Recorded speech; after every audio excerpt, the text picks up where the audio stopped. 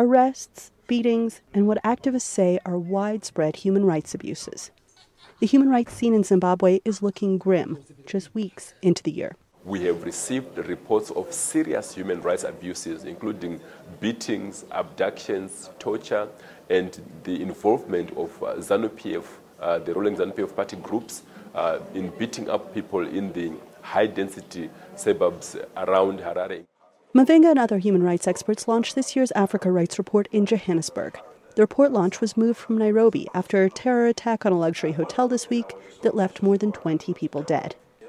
The report raised concerns about violence and suppression in several African nations, including Burundi, Mozambique, and Eswatini, the former Swaziland. Mavinga says he's disappointed to report that the new administration of Emmerson Mnangagwa, elected last year, has not brought improvement to Zimbabwe. Well, initially, in terms of pronouncements and talks by the President Mnangagwa, there were promises that things would improve, that the new dispensation would be respectful of human rights. But that has not been the case, beginning with the post-election violence of the 1st of August 2018.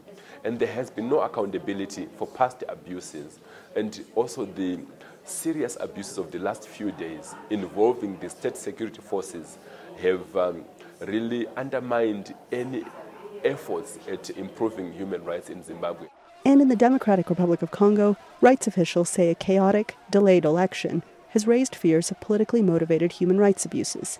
The group's Africa Advocacy Director pointed to recent reports alleging more than 800 people were killed in rural eastern Congo. So you have an environment where elections were held, but marred with obviously violence, voter suppression, etc. That has just heightened. It has heightened the tensions within communities which were already obviously tense before the election.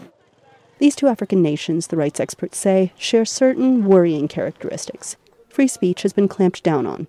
Citizens are angry. Politics are bitter, divisive, and increasingly authoritarian.